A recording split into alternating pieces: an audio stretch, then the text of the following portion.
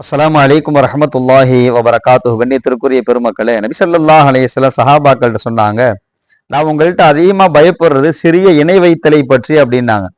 இதை கேட்டோன்னே சஹாபாக்கள் யார சொல்லா, அது என்ன சிறிய இணை வைத்தல் அப்படின்னா என்ன அப்படின்னு கேட்கும்போது ஸல்லல்லாஹு அலைஹி சொன்னாங்க, அதுதான் ரியா, முகஸ்துதி. பிறர் பார்க்க வேண்டும் என்பதற்காக அமல செய்யறது, அவர் நம்ம நல்லவர்னு சொல்லணும் என்பதற்காக வேண்டி அமல் செய்யறது, தொழுகிறது, சதகாக்கள், தான தர்மங்கள் அதிகமா செய்யறது, நல்ல காரியங்களை நாம அதிகப்படுத்துறது முகஸ்துதி.